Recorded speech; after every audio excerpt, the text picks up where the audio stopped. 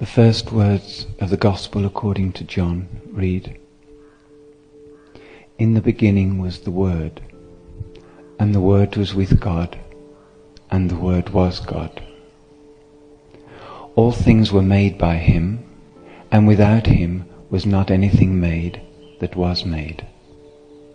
In him was life, and the life was the light of men.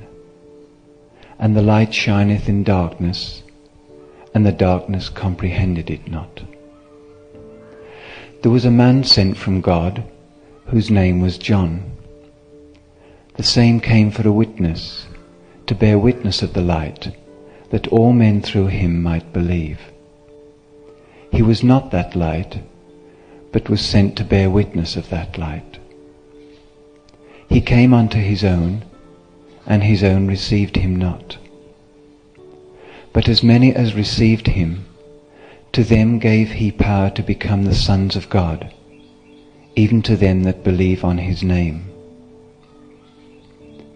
And the Word was made flesh, and dwelt among us, and we beheld his glory, the glory as of the only begotten of the Father, full of grace and truth. And of his fullness have we all received, and grace for grace. For the law was given by Moses, but grace and truth came by Jesus Christ."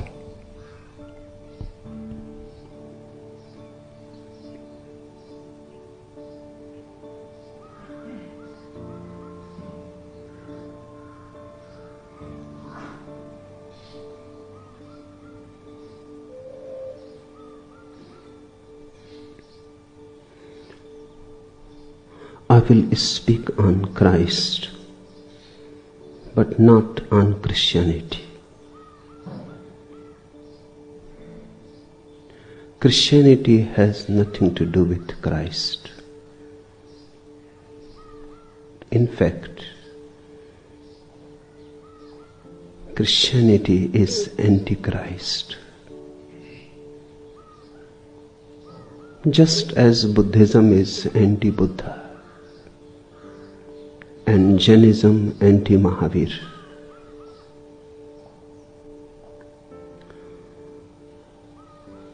Christ has something in him which cannot be organized. The very nature of it is rebellion, and a rebellion cannot be organized. The moment you organize it, you kill it. Then the dead corpse remains. You can worship it, but you cannot be transformed by it. You can carry the load for centuries and centuries, but it will only burden you. It will not liberate you. That's why from the beginning, let it be absolutely clear. I am Alpha Christ, but not even a small part of me is for Christianity. If you want Christ, you have to go beyond Christianity. If you are too much clinging to Christianity, you will not be able to understand Christ. Christ is beyond all churches. Christ is the very principle of religion. In Christ, all the aspirations of humanity are fulfilled. He is a rare synthesis. Ordinarily, a human being lives in agony, anguish, anxiety, pain and misery. If you look at Krishna, he has moved to the other polarity. He lives in ecstasy. There is no agony left. The anguish disappeared. You can love him. You can dance with him for a while. But the bridge will be missing. You are in agony. He is in ecstasy. Where is the bridge? A Buddha has gone even farther away. He is neither in agony nor in ecstasy. He is absolutely quiet and calm. He is so far away that you can look at him, but you cannot believe that he is. Looks a myth, maybe a wish fulfillment of humanity. But how such a man can walk on this earth, so transcendental, of all agony and ecstasy? No, he goes too far away. Jesus is the culmination of all aspiration. He is in agony as you are, as every human being is born in agony on the cross. He is in ecstasy, as sometimes a Krishna achieves. He celebrates. He is a song, a dance. And he is also transcendence. There are moments when you come closer and closer to him, then you will see that neither the cross is his innermost being, nor his celebrations, but transcendence. That's the beauty of Christ. There exists a bridge.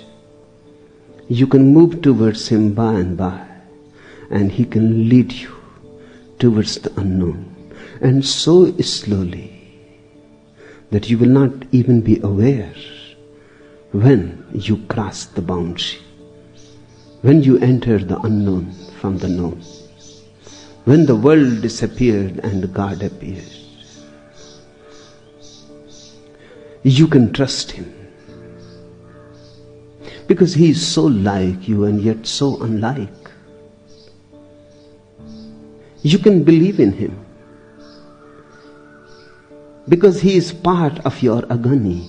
You can understand his language. That's why Jesus became a great milestone in the history of consciousness. It is not just coincidental that Jesus' name has become the most important date in history. It has to be so. Before Christ, another world. After Christ, totally different world has existed. A demarcation in the consciousness of man. There are so many calendars, so many ways, but the calendar that is based on Christ is the most significant. With him, something has changed in man. With him, something has penetrated into the consciousness of man. Buddha is beautiful, superb, but not of this world. Krishna is lovable, but still the bridge is missing. Christ is the bridge. hence I have chosen to talk on Christ. But remember always, I am not talking on Christianity. The church is always antichrist. Once you try to organize a rebellion, the rebellion has to be subsided. You cannot organize a storm. How can you organize a rebellion? A rebellion is true and alive only when it is a chaos. With Jesus, a chaos entered in human consciousness. Now, the organization has not to be done there outside in the society. The order has to be brought in the innermost core of your being. Christ has brought a chaos. Now out of that chaos, you have to be born totally new.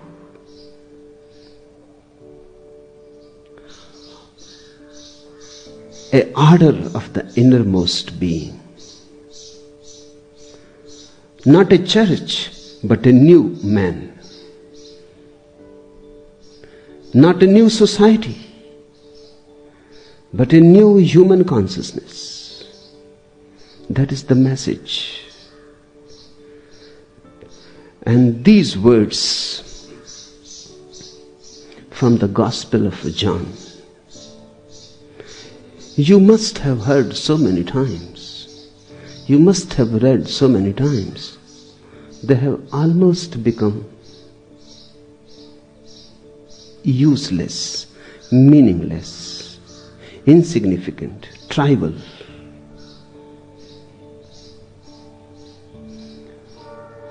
They have been repeated so many times that now no bell rings within you when you hear them.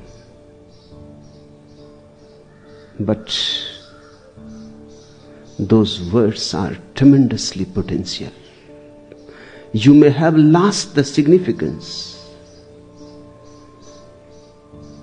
but if you become a little alert, aware, the meaning of those words can be reclaimed.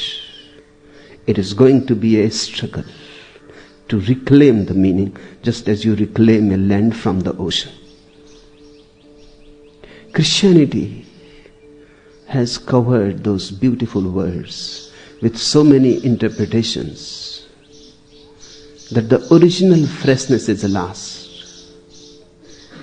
And through the mouth of the priests, who are simply repeating like parrots without knowing what they are saying, without knowing, without hesitating, without trembling before the sacredness of these words, they are simply repeating like mechanical robots.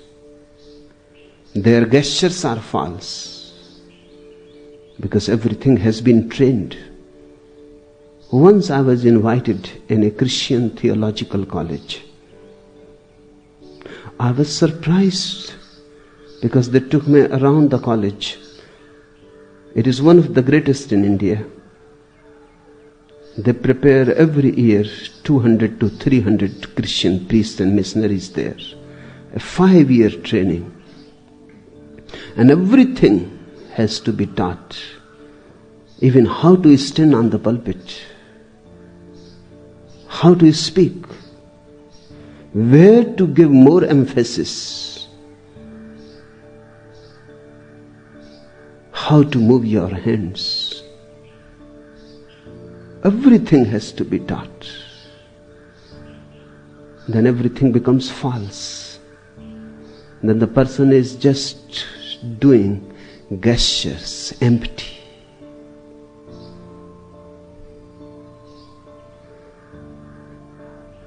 These words are like fire.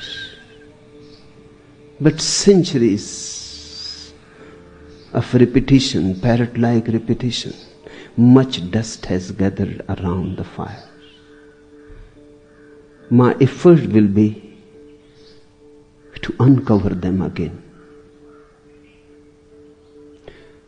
Be very alert, because we will be treading on a well-known path in a very unknown way,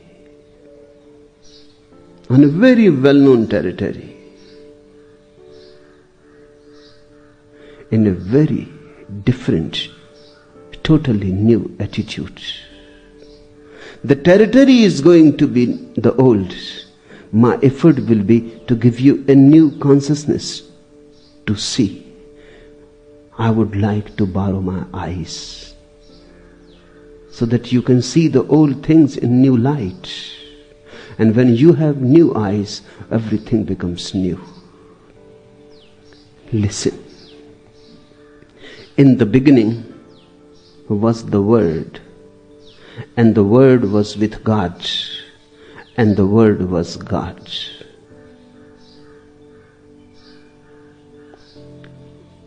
Upanishads can feel poor.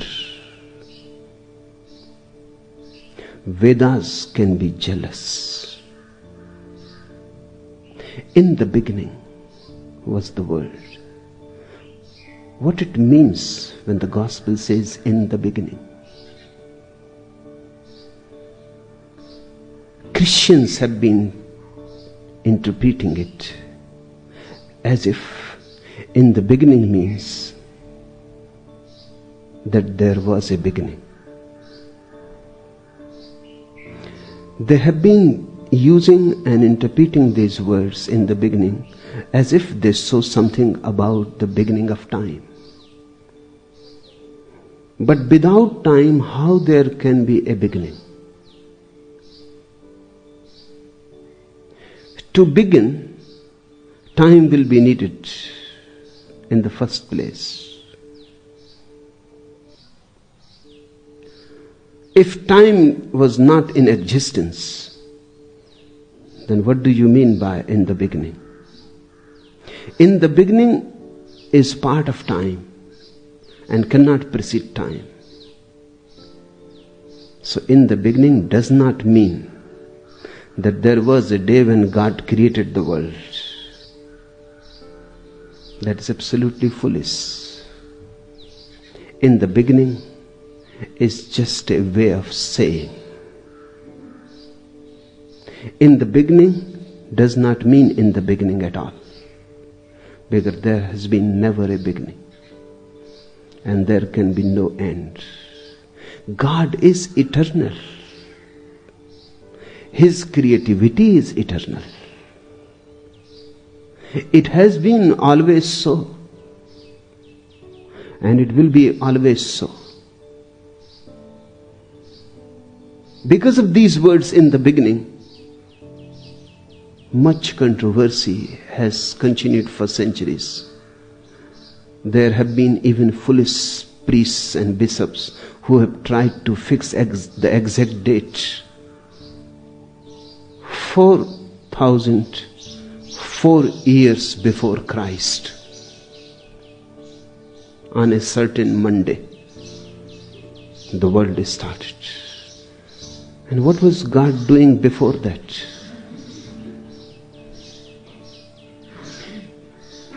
Eternity must have preceded. 4,000 years is nothing. What he was doing before that? Not doing anything at all. Then why suddenly on a certain date he started creation? It has been a problem. But the problem arises because of a wrong interpretation. No, in the beginning is just a way of saying. One has to start from somewhere. The gospel has to begin from somewhere. And life is eternity.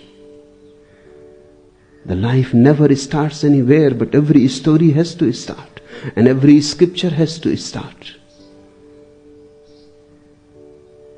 Arbitrarily, We have to choose a certain word, and you cannot choose better in the beginning. In the beginning simply says that we don't know.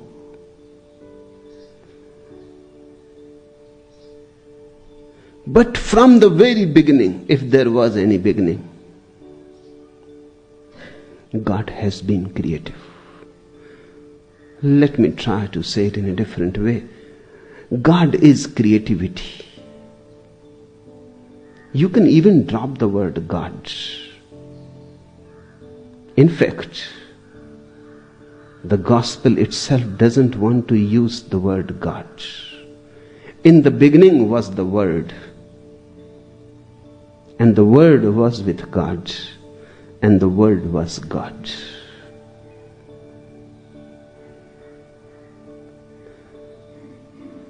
In the beginning was the Word.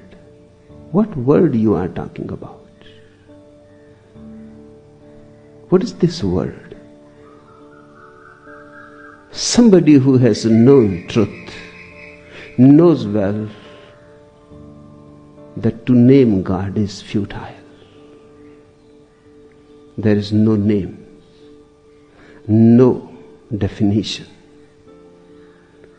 And our words are small, and they cannot contain the whole.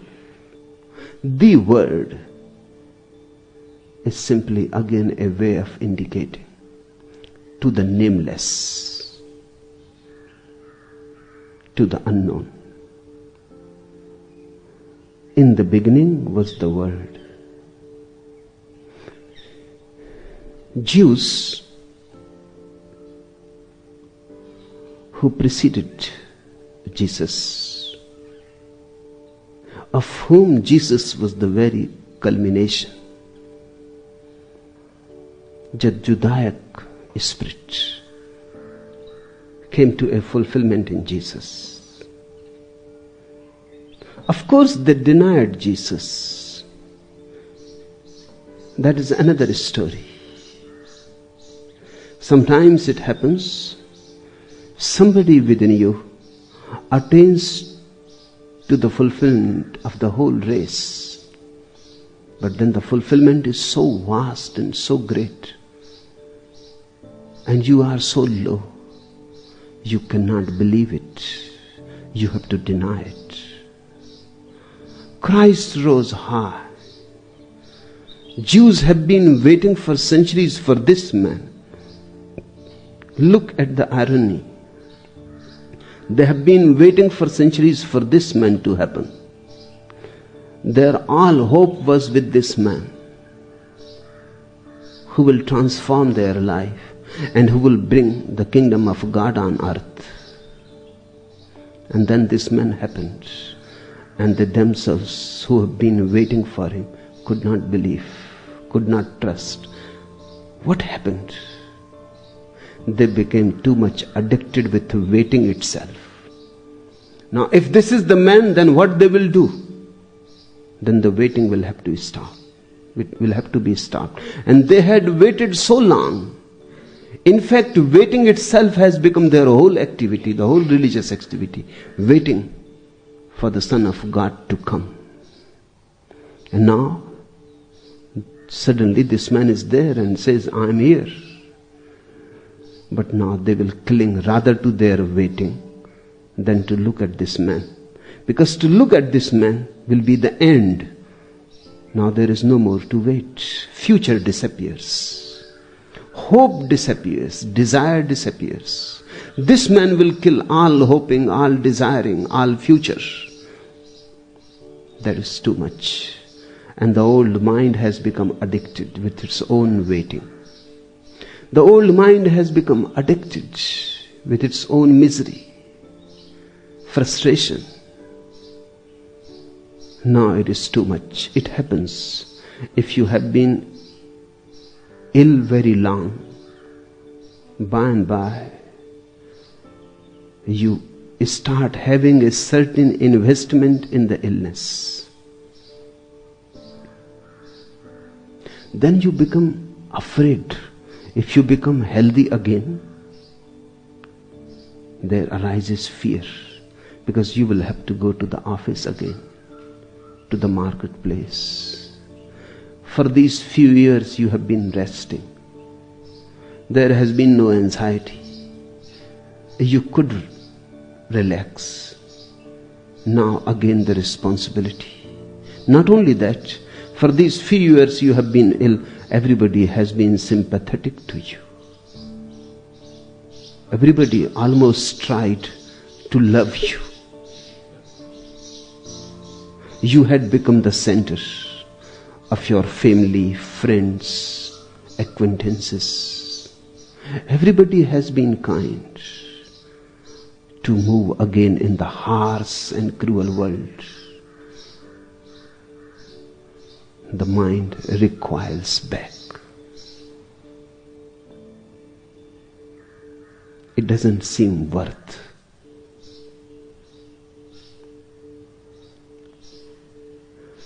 If a race has been waiting for too long,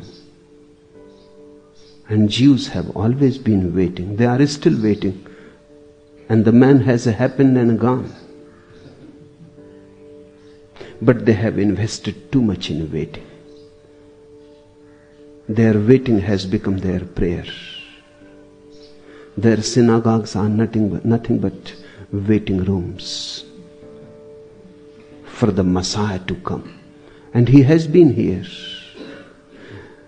And I tell you, if he comes again, though I don't think he will commit the same mistake again. If he comes again, Jews will not accept him. Because then what will happen of their waiting? They have lived too much in it. The imprisonment has become their home. And they have decorated it. And now to move in the harsh open sky, where sometimes the sun is too much burning, and sometimes it is raining, and sometimes it is cold and it is hot. It is dangerous. They are sheltered.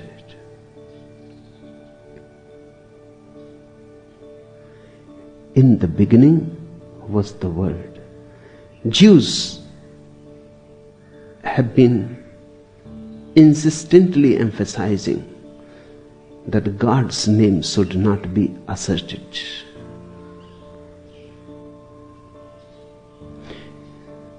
Because it is something to keep deep down in the heart. To assert, to make it profane. To say it, to make it part of the ordinary world and language. To say it again and again. To lose its meaning and significance. If you love somebody, and you the whole day you say, I love you. I love you. And many times. And you enjoy saying it. And in the beginning the other person may be happy. But sooner or later the thing is going to be too much. I love you. I love you. You are making a beautiful word useless. Don't use it too much. Then it is significant. Then it carries some meaning.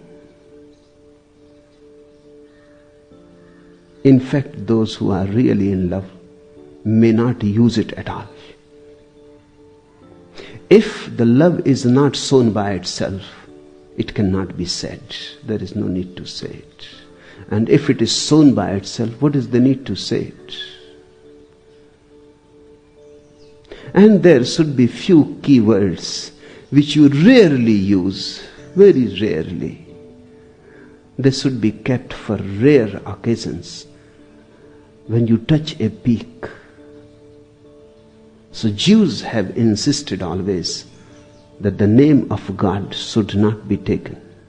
It was the custom in the old days before Christ that only the high priest of the temple of Solomon was allowed to use it once a year only. Nobody else. So the word is the code for God's name. Something has to be used to indicate And this is a beautiful code, the word. They don't use any word, they simply said the word. The same has been done in India also. If you ask Sikhs, the followers of Nanak, they will say Naam, the name. They don't say any name, they simply say the name. That is the same, the word. The high priest only was allowed, and high priest has to purify himself. The whole year he will purify and fast and pray and get ready. Then one day in the year, the whole community will gather. And then too the high priest will not utter the word before the crowd. He will move into the innermost shrine of the temple. Doors will be closed. Deep in silence where nobody could hear, and the crowd will be waiting outside and there was no possibility for them to hear. He will assert the name in such sanctity, deep love, intimacy. And he was asserting the name for the whole community. It was a blissful day when the name was asserted. Then for the whole year, the name was not to be brought to the lips. You have to carry it in the heart. It has to become like a seed. If you bring the seed out again and again of the soil, it will never sprout. Keep it deep down. Water it, protect it, but keep it deep in darkness so that it sprouts, dies and is reborn. The name of God has to be kept deep in the heart. Even you should not hear it. It should be so deep in your being, in your subliminal depths, that even it never reaches to your own mind. That is the meaning of this, that the high priest goes into the innermost shrine. Nobody hears. Doors are closed. And he asserts the name once. That is the meaning, that go into the deepest shrine of your temple of the heart. Purify yourself.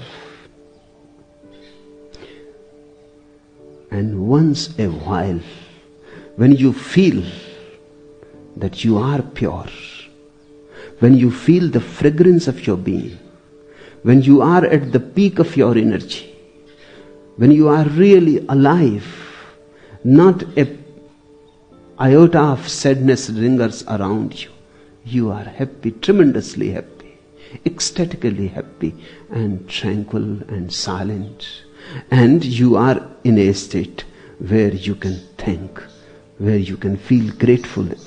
Then go into the innermost shrine. Your mind will be left out. That is the crowd.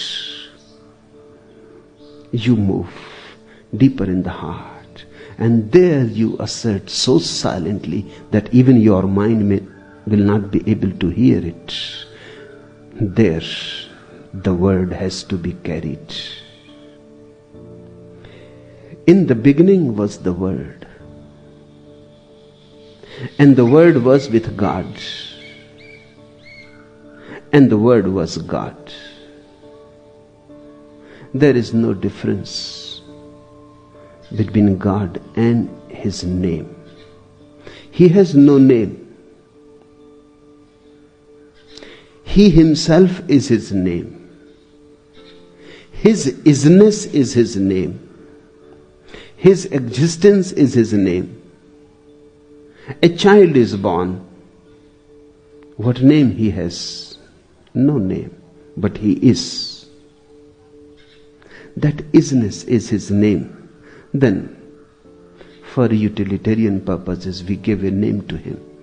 And by he will forget his isness, and he will become identified with the name. And if somebody insults the name, he will be angry. And if somebody praises the name, he will be very happy. And the name never belonged to him.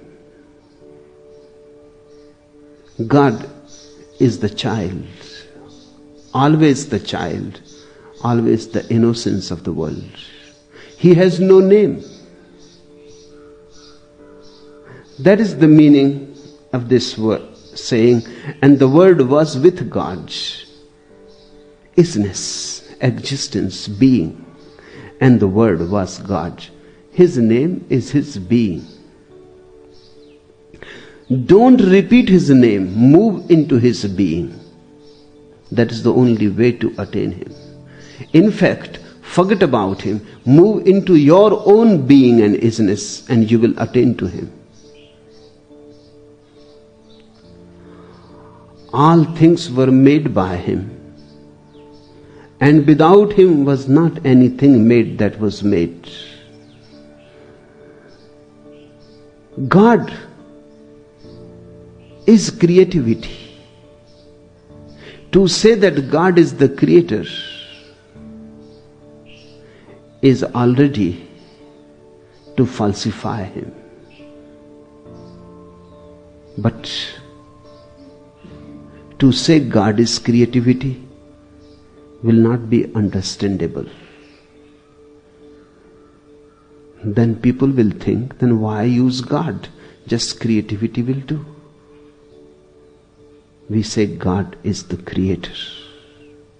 But because of this expression, much nonsense arises.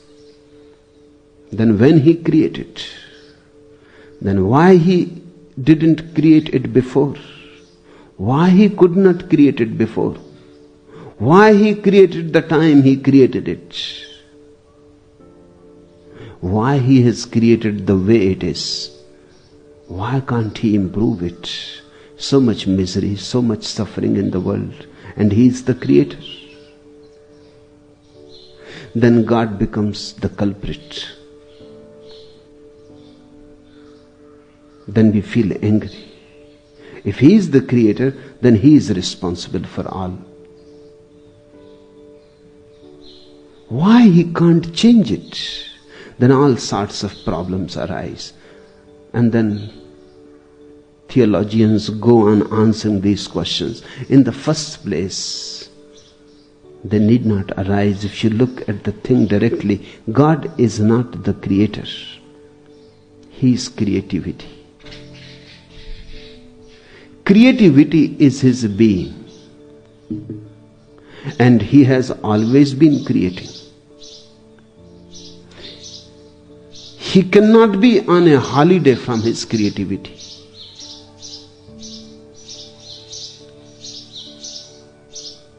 That is not possible. You cannot go on a holiday from your innermost nature. No.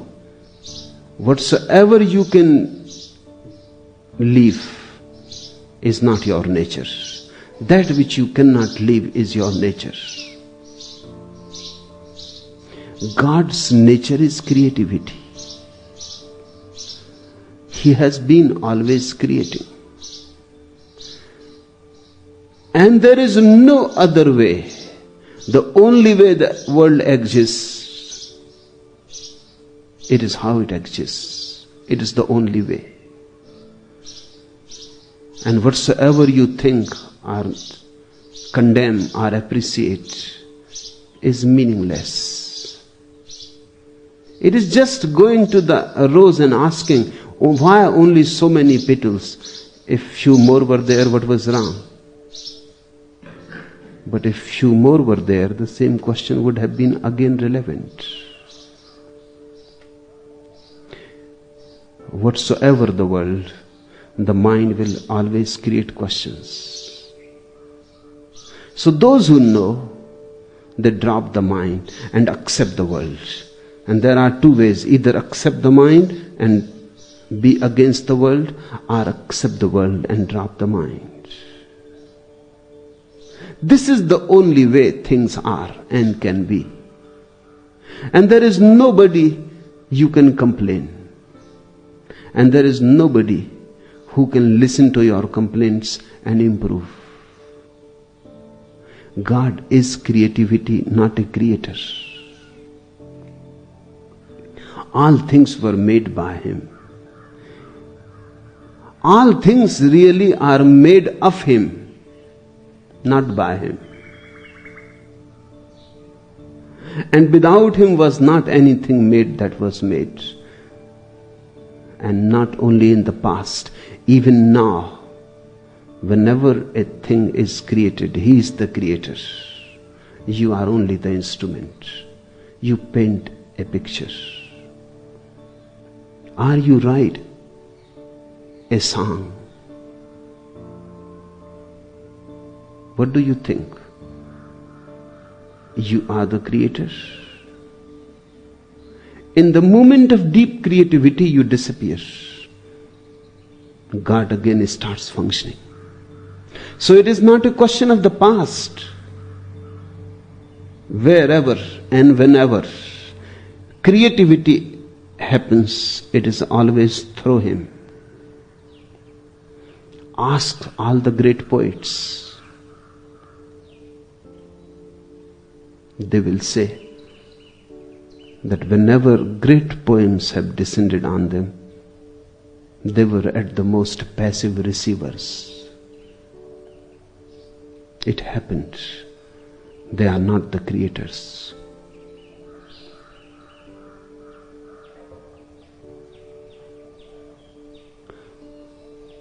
The idea that you can create is simply your illusion. All creativity belongs to him.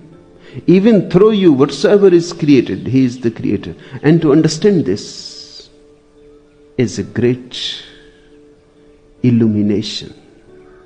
To understand this, the ego disappears. To understand this is to allow him to take total possession of you. You become an instrument. And in small things, great things become possible. Then he moves through you. If you dance, he dances. You are at the most the field where he dances. Then you sing, he sings. You are at the most the flute. The empty flute, which just becomes a passage to it. At the most you can allow. It is always he who is doing things. This is what I mean when I say float, when I say flow with the river. Allow his creativity to flow through you. Don't impose any pattern on him. Don't impose your will.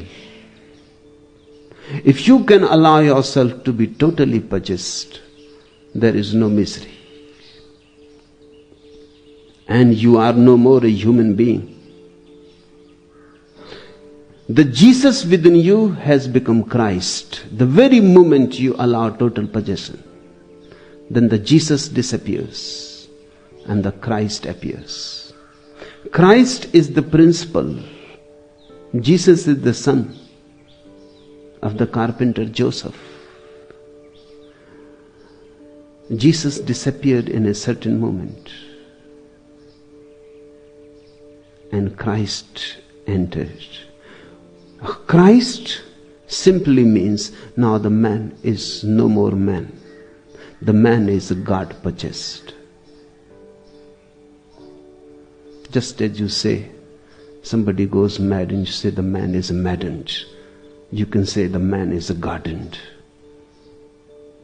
Now the man is no more there.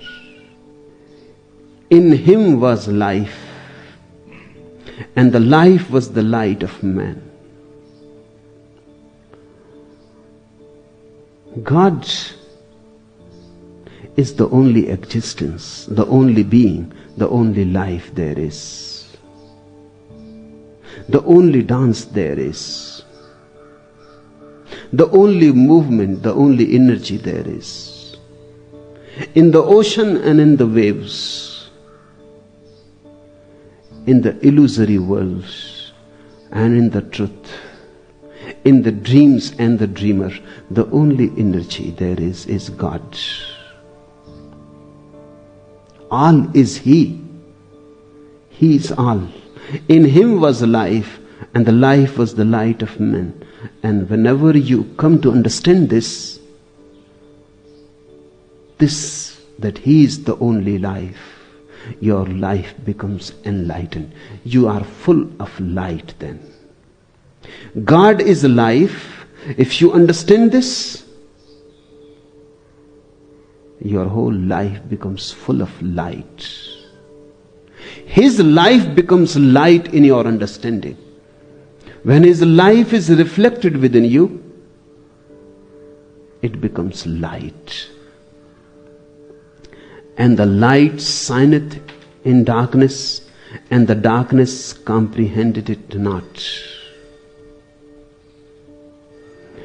And the light is shining all around you. The life is all around you. In the bird, in the tree, in the river. The life is all around you. There is nothing else. You are living in the ocean of life. Out and in, within and without. Only life is bubbling. A great stream of life. And you are just like a fish in it. And the light shineth in darkness, and the darkness comprehended it not. But you don't comprehend it. You are yet identified with darkness. Your eyes are yet closed. You are blind. And this is a beautiful thing to understand. There was a man sent from God. This should be so. These are parables, but I say this should be so. Because how a man who has lived in darkness will be able by himself alone to come to light? A master will be needed. If you are fast asleep, how you will awake yourself? Impossible, it seems. Somebody who is already awake will be needed, who can shake you out of your sleep, who can give you a jerk. So your needle of unconsciousness jumps out of the groove, takes a new route.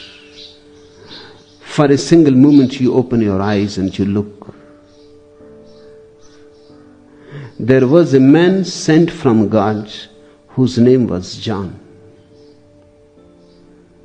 Unless God Himself is going to do, it seems almost impossible that you will be able to realize what is what. So all the religions of the world, Hindus say avatars. They say man himself is so helpless that God has to descend. Avatara means a descendants of God. He has to come Himself to awake you. This simply shows that how deep you are in sleep, nothing else. Not that you have to make it a fanatic belief that God comes down. It simply shows that you are so fast asleep that unless God comes down, there seems to be no possibility. And if sometimes you awake, it simply shows that God must have come down to awake you. There was a man sent from God whose name was John. The same came for a witness, to bear witness of the light, that all men through him might believe. I am here. If you can look into me, you will come to trust in things which you have not been able to realize yourself. Through me, you can have a little glimpse of that which is still unseen. And God is the unseen. Somebody is needed who can be a witness, who can bear witness, who can say, yes, I know him. Who can resound in your depths? Who can give you a taste by his touch that yes, God exists. God can never be just a belief, because a belief will be important. It will be intellectual, heady, but it will not transform you. You can carry the belief for your whole life. It will be a part of your junkyard. It won't change you. Trust, faith is different. Belief is intellectual. Trust is existential. But how to come to trust? Unless you come close to a man who can bear witness, who can say from his very depths of being that yes, God is. And if you allow yourself and become vulnerable to him, and his being stirs something within you, then a trust is born. The same came for a witness. John became a witness. To bear witness of the light, he has known the light. He is coming from the light. And remember, whosoever knows the light also knows that he is coming from the light.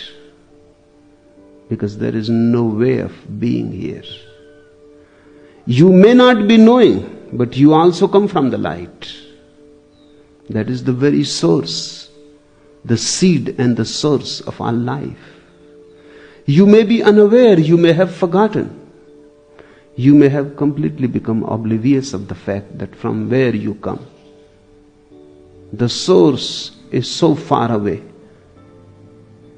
that you don't remember at all. But whosoever within you will become aware of the light, immediately will become aware that I am coming from him. In fact, he will immediately become aware that I am him, I am he. My Father and me are one.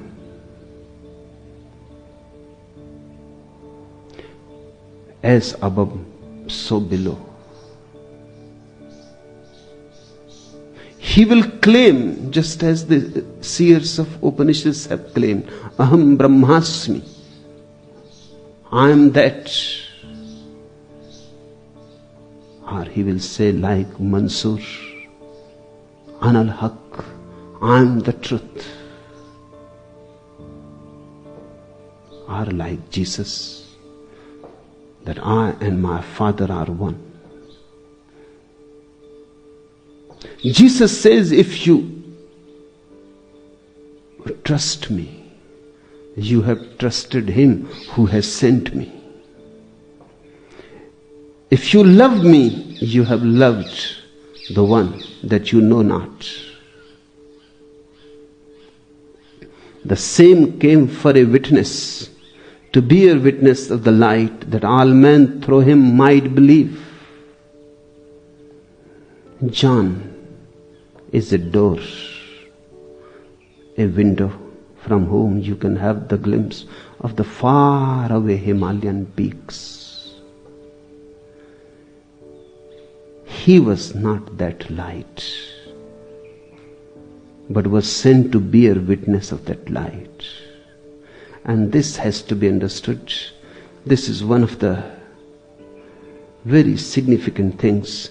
Whenever a man like Jesus comes, he is always preceded by someone who prepares the ground. It has to be so. because a ready ground is needed. Life is a deep continuity. Everything is related. It is one whole. John came to prepare the ground because many weeds are there. Grass grows. 1,001 types of trees have trespassed the whole land. They have to be cut, weeds removed, the soil changed. Only then the gardener can come and sow the new seeds. Whenever there is a man like Jesus, he is always preceded. So the gospel says he was not that light, but was sent to bear witness of that light. He has come to prepare the ground. He came unto his own, and his own received him not. He has come to help. He has come to fulfill the aspiration of ages. He has come unto his own, but his own received him not.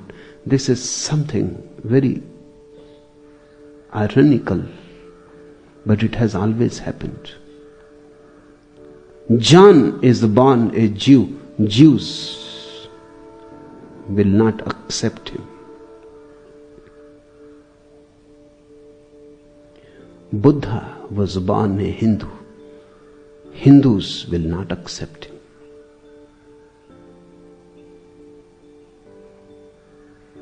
This is how it has been always so. Why? Because whenever a man like Jesus or Buddha is born, he is such a rebellion that all that is established is shaken. An ordinary man lives in the past. And for the ordinary man, the past is more important because the past is already established, grounded. And he has much at stake with the past, much investment in the past. For example, if I suddenly come to you and tell you that the way you have been praying is wrong, and you have prayed that way for 50 years, now there is much at stake. To believe me will be to believe your own 50 years gone useless. To believe me will be to disbelieve your own 50 years life. To believe me will be to believe that you have been a fool for 50 years. This is too much. You will fight, you will defend. And when it is a question of a race, thousands of years, the race has been doing certain things. Then comes a Jesus, and he throws things upside down. Everything is again a chaos. He melts all that is established, uproots all that was thought to be very significant, creates confusion. He has to, because he has now brought you the right thing. But you have been believing in something that it was right from so many centuries. What to choose, Jesus or your own long past? What to choose, Jesus or the tradition? Do you know from where the word tradition comes?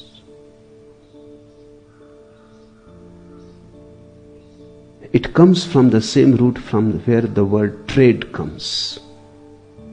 And it comes also from the same root from where the word traitor comes. Tradition is a trade. It is business.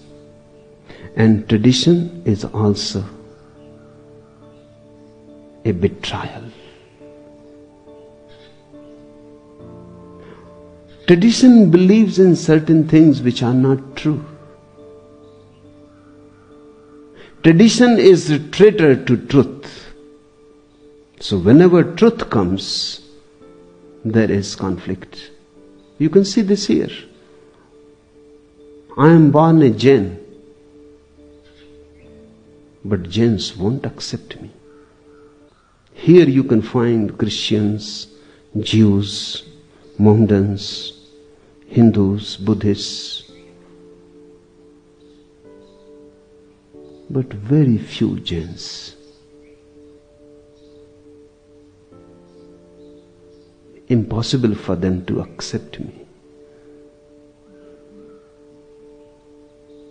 He came unto his own, but his own received him not. Jains are too much against me.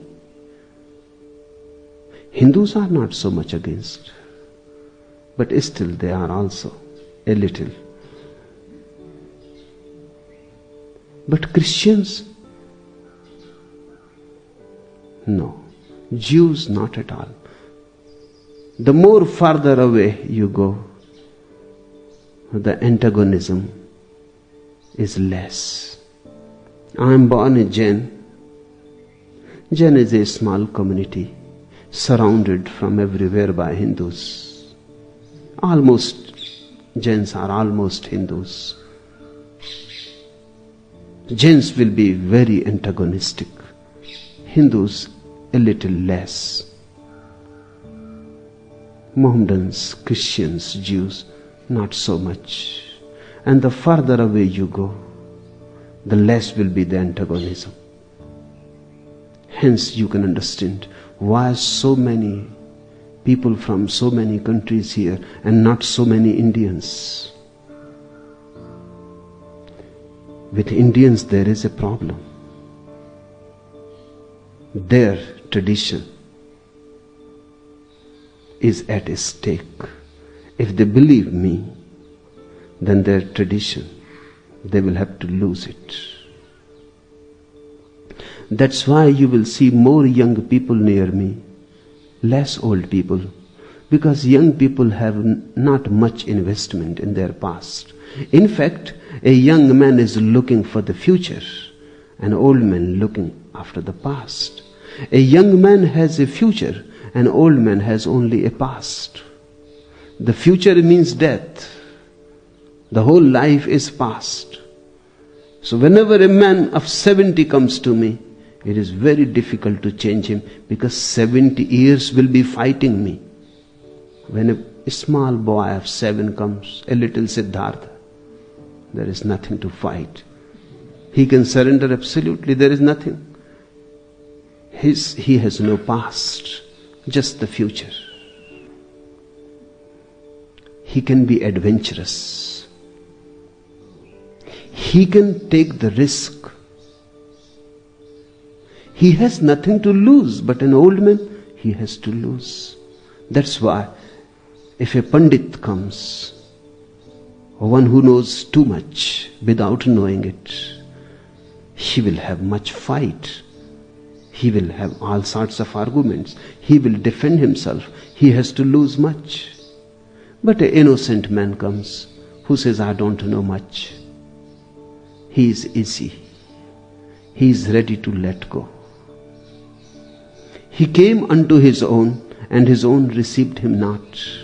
But as many as received him, to them gave he power to become the sons of God, even to them that believe on his name. And the word was made flesh. Very few people came to him. John lived near the river Jordan, in the wilderness, outside the cities and towns. People who really wanted to be transformed, they will seek him and come to him. Very few came, but those who came to them, he gave the power to become sons of God. Even to them that believe on his name. those who could trust, they were transformed. And he prepared the ground. These were the first prepared people to whom Jesus was to appear. And the Word was made flesh and dwelt among us, and we beheld his glory, the glory as of the only begotten of the Father, full of grace and truth. And the Word became flesh.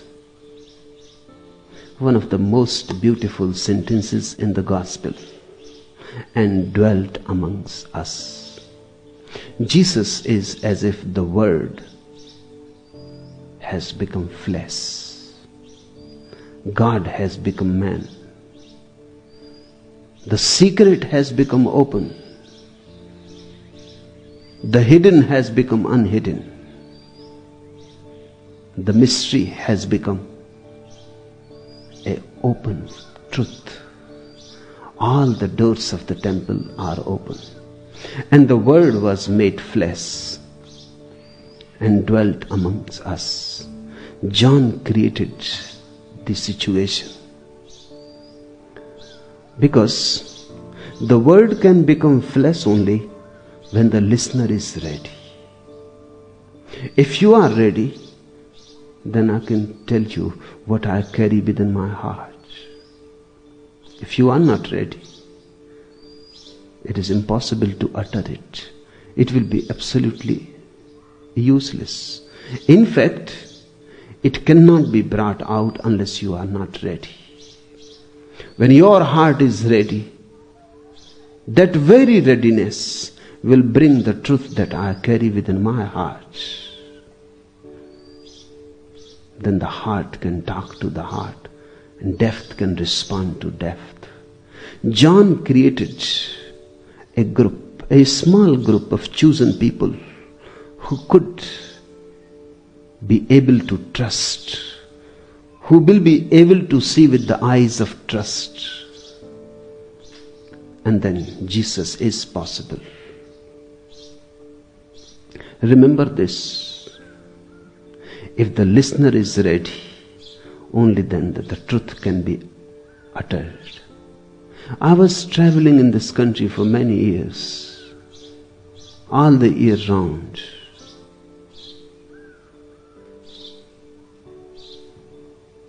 Just to find people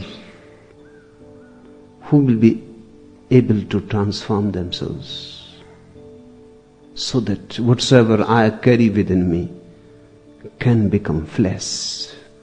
It can be uttered. Now people ask me why I don't go anywhere. That work is done. Now those who are ready, they will come to me. Now only this is the way. That's why I don't want masses and crowds to come here.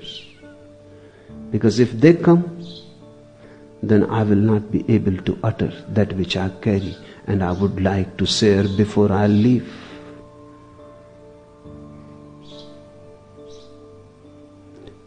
If you are ready, only then, and only then, something of the beyond can descend on you. And the Word was made flesh and dwelt amongst us, and we beheld his glory, the glory as of the only begotten of the Father. And this is really something to be understood, because Christians have been misinterpreting it continuously. They go on saying that God is the only begotten Son of God. Yes, it is true in a way, and not true the way Christians say it. Buddha is also the only begotten Son of God. And Krishna is also the only begotten Son of God. Remember, I emphasize the only begotten Son of God. And I am also the only begotten Son of God, and you are also the only begotten Son of God. Then why say only begotten? If all are his sons, then why say it has some significance, some meaning? It has to be said. It is just like this: you fall in love with a woman, and then you say, you are the only woman, the only beautiful woman in the world.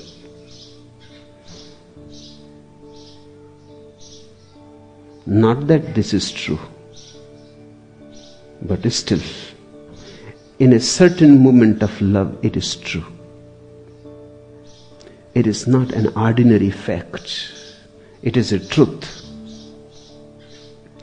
When you say to a woman that you are the only beautiful woman in the world who has ever existed or will ever exist, that doesn't mean that you know all the women who have existed in the world before, or that you know that all the women who are going to exist will not be more beautiful than this. How can you know? How can you compare? This is not a logical fact. This is a poetic realization. In that moment of love, it is not a question of statistics. Some logician can raise the argument that, wait, do you know all the women that exist right now in the world? Have you looked, searched, and you have found that this is the only the most beautiful woman in the world? What are you saying? You are using comparative language. But the man will say, I'm not worried about other women. And this is not comparative. I'm not comparing. I'm simply asserting a truth of my feeling. It is not a fact of the outside world.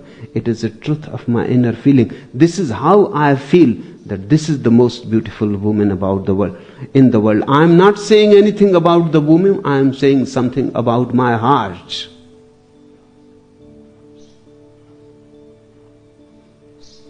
I don't know all the women. There is no need. It is not comparison. It is a simple feeling, so possessed by the feeling that not to say this will be wrong. When you love Jesus, He is the only begotten Son of God. So this sentence is good. It says, the glory as of the only begotten of the Father, as if He is the only begotten Son of God. But those who fall in love with Jesus, for them He is the only begotten Son of God. They are not saying anything about Buddha or against Buddha. They are not comparing. That's what I mean when I say Buddha is also. You are also. Everybody in this world is unique. Once you attain to your inner realization, you are the only begotten Son of God, as if the whole existence exists for you and only for you. The trees flower for you, and the birds sing for you, and the rivers flow for you, and clouds gather together for you. You become the sole center of existence when you attain. Or if you fall in love with a Buddha, Jesus, or anybody. Those assertions of lovers should not be taken as statements of fact. They are poetic realizations. You cannot argue.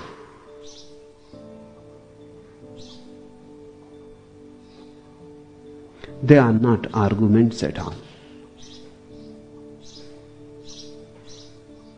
They assert something of the heart. And the Word was made flesh and dwelt amongst us, full of grace and truth.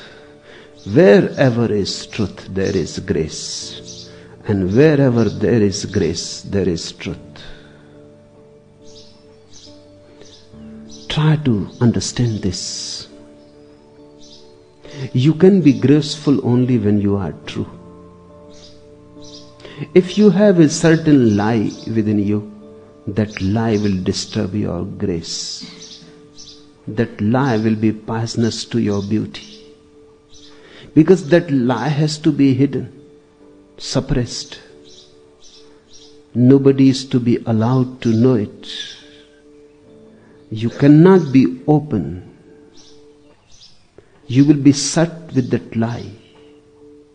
If you deceive, you cannot be free and flowing. You will be stuck with your deception. So I don't say that lies are bad because they are harmful to others. No, they are bad because you will miss your own grace. Deceptions are not bad because you deceive others. Deceptions are bad because they will disturb your flow and you will not be flowing. You will start freezing. In many places you will be stuck and dead. You will have blocks in your being. Look at a child. Every child has grace. Then where it disappears? When every child brings grace in the world, where it disappears, by and by, it is lost. And then everybody becomes graceless, ugly. It is rarely that somebody is capable to be as graceful as he was when he was a child. What happens? Why a child is graceful? Have you seen a child you can say ugly? No, that thing never exists. A child and ugly is impossible. All children are beautiful, unconditionally beautiful. They are flowing and they are true. When they want to cry, they cry. When they want to laugh, they laugh. When they are angry, and when they are loving, they are loving. They are true to the moment. They are never deceiving, but soon they will learn the politics. Soon they will learn that the mother likes if I smile. And it is easier to persuade her. It is easier to manipulate her if I smile. A small child is becoming a politician. He waits, he may be angry inside, but when the mother comes, he smiles because that is the only way to get the ice cream. Now the smile is false. And a false smile is ugly because the whole being is not with it. It is something painted from the without. And then more and more things will be painted, more and more personalities will gather around, and the essence will be lost. Then you become ugly. Truth and grace are always together. Truth is grace, and grace is truth.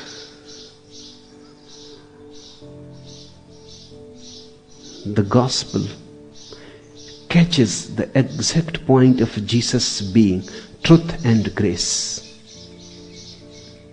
He was true, profoundly true to the very core, utmost, utterly true. That's how he got into trouble. To live with a society which is absolutely untrue. To live with it with utterness of truth is to get into trouble.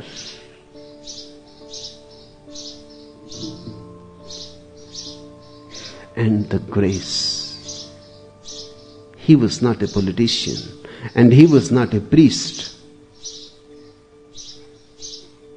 He simply loved life and lived it. He was not here to preach anything. He has no dogma to inculcate. He has no ideas to force on people. In fact, He lived a pure, graceful, flowing life. And he was infectious. With whomsoever he moved, whomsoever came into his contact, was magnetized, hypnotized. This man was a child, innocent child. People were attracted. People left their houses, their jobs. They simply started following him. And he was not a preacher. And he was not giving any political revolution to the world. And he was not giving any reformation to the world. He was just giving you a way how to live flowingly. And that was the trouble. Because Jews are one of the most suppressed races in the world. Very suppressive, moralistic, Puritans. That became the troublesome thing. They live by principles. They live by the law. And the law has to be followed. Of course, they are very successful people in the world. If you live by the law, you will be very successful. If you live by love, you are bound to be a failure. It is miserable, unfortunate, but it is so. Law succeeds, love fails in the world. In God, love succeeds, law fails. But who bothers about God? Jews are very lawful, very good citizens.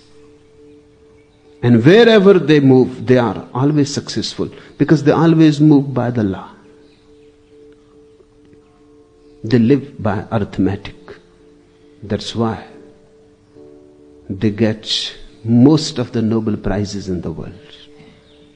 Nobody can compete with them. Very talented. In business, they are successful. In politics, whatsoever, wherever they do exactly the right thing. But they are very formalistic Puritans in a deep bondage with the mind. A deep hangover in the mind continues. And Jesus started talking about law. The gospel says, and of his fullness have all we received, and grace for grace. For the law was given by Moses, but grace and truth came by Jesus Christ. The law was given by Moses. Moses is the foundation of Judaism. Of course it was needed. Because unless law is established, love will not be possible. Law is a must. It is a necessity. But it is not enough.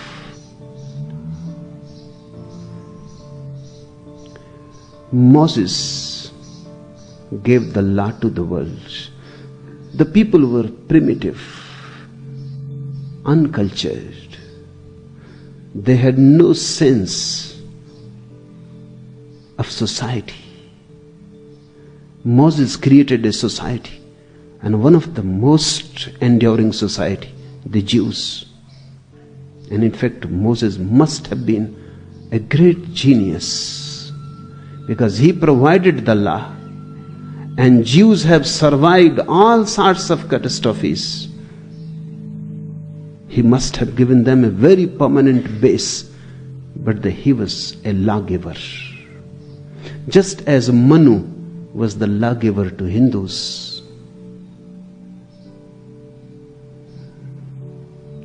Moses is the Manu of Jews.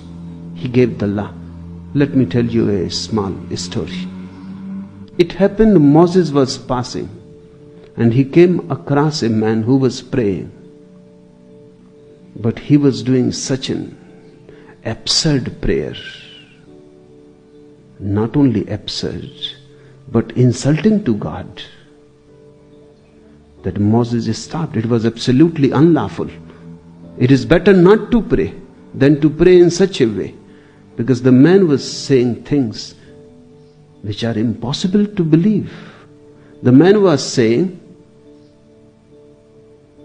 that, let me come close to you, my God, my Lord, and I promise that I will clean your body when it will be dirty. Even if lice are there, I will take them away. And I am a good shoemaker.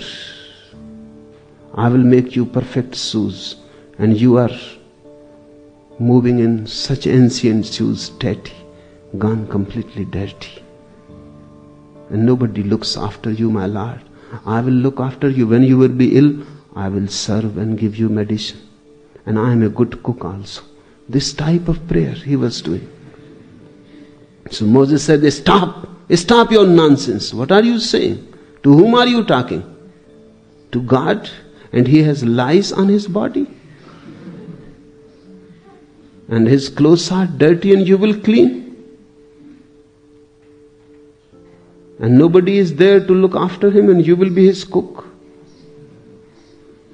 From whom you have learned this prayer? The man said, I have not learned from anywhere. I am a very poor and uneducated man, and I don't know how to pray. I have made it myself, and these are the things that I know. Lies trouble me very much. So he must be in trouble. And sometimes the food is not good and my wife is not a good cook. And my stomach aches. And he must be suffering. So this is just my own experience has become my prayer. But if you know the right prayer, you teach me. So Moses taught him the right prayer. The man bowed down to Moses, thanked him. Tears of deep gratitude flowing, and he went away. Moses was very happy, and he thought he has done a good deed. And he looked at the sky, what God thinks about it. And God was very angry. And he said, I have sent you there to bring people closer to me. But you have thrown away one of my greatest lovers. Now he will be doing the right prayer, but it won't be a prayer at all. Because prayer has nothing to do with the law. It is love. Love is law unto itself. It needs no other law. But Moses is the lawgiver. He founded the society. He brought the 10 commandments. Those 10 commandments have remained the foundation of the whole Western world. Judaic, Christian, Mohammedan. All the 3 religions depend on the law of Moses. So the whole world has known only 2 lawgivers. The East knows Manu and the West knows Moses.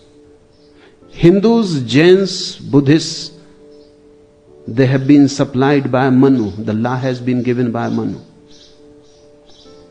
And Moses has given to Mohammedans, Christians, Jews. These 2 lawgivers have created the whole world. And there must be something. Both are M, Manu and Moses. And then comes Marx, who is the 3rd M. China, Russia. He has given the law to them. These are the 3 great M's, lawgivers.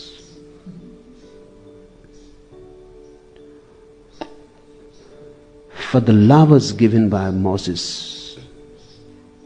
Law is for the society. Love is for the individual.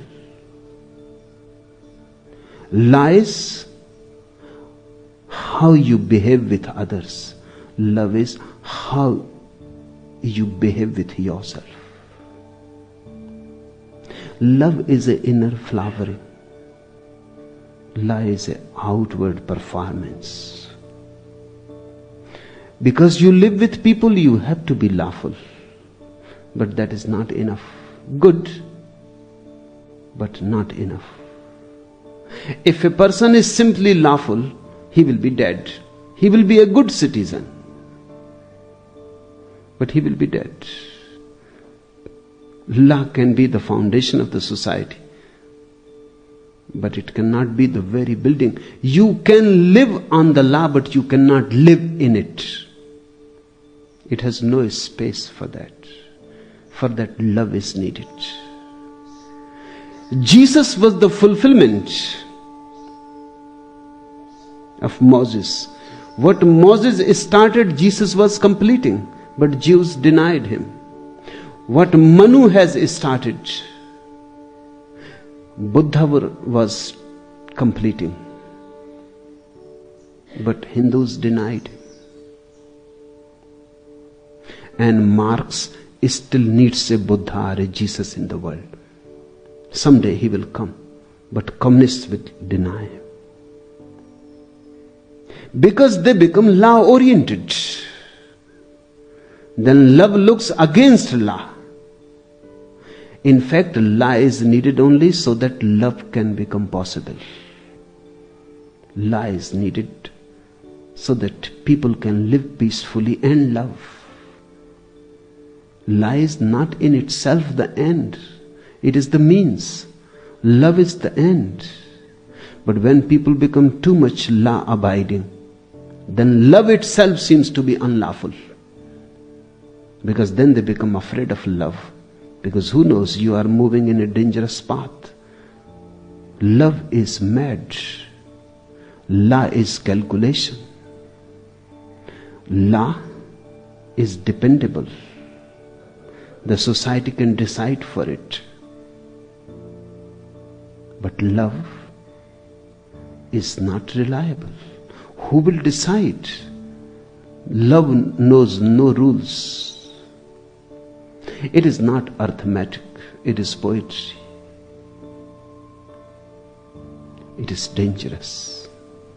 Love is always wild and law is social. So remember this. Be lawful, but don't end there. Otherwise you lived in vain. In fact, you lived not. Be lawful, because if you are not lawful, you will be in trouble. You have to be in the society. You have to follow certain rules, but they are only rules. There is nothing ultimate about them. There is nothing from God about them. So let me tell you this, the 10 commandments were created by Moses. They were not from God. They cannot be.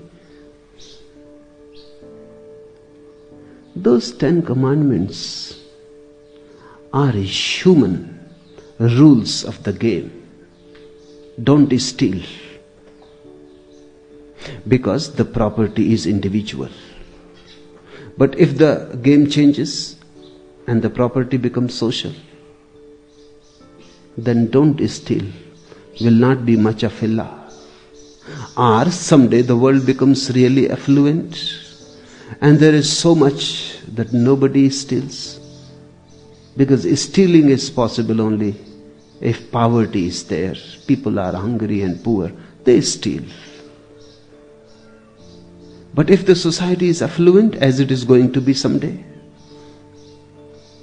and things are too much,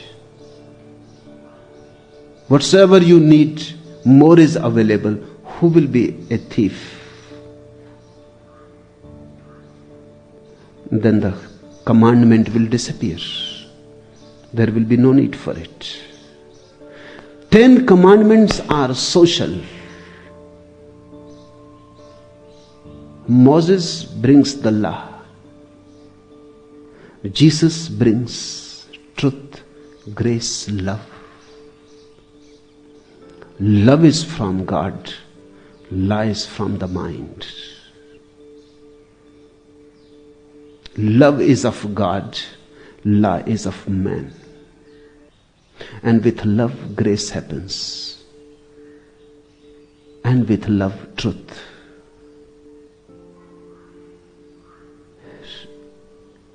Remember this, because to understand Jesus is to understand the phenomenon of love.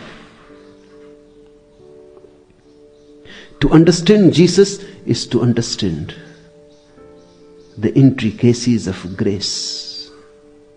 And to understand Jesus is to understand truth. Remember, if you can understand truth, truth liberates, and there is no other liberation. Enough for today.